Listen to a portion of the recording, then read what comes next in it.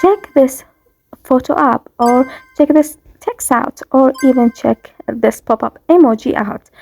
You can use InShot app to do these tricks on your own videos. Only you need to do is just go to remove background, this website. It is a popular website. Upload your photo and it will delete the background of your photo, and it will be appear like this. Ta-da! In few steps. Now come back to InShot app and add or select the videos that you want to make videos or make transitions or video tutorial on.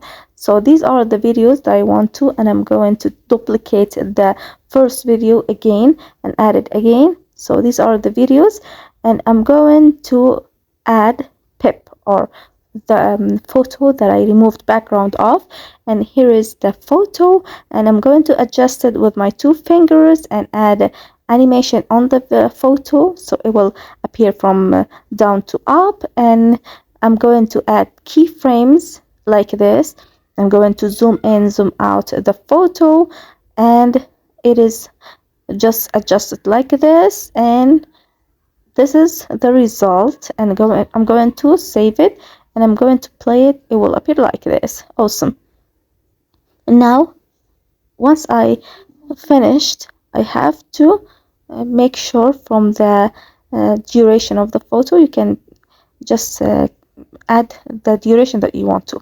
This is how we add a photo in the video. But what if I want to add a text in the video or inside a video? Just select the text and then add select the video and add the text, and make sure from the text that customize it as you'd like to. And now add keyframes, and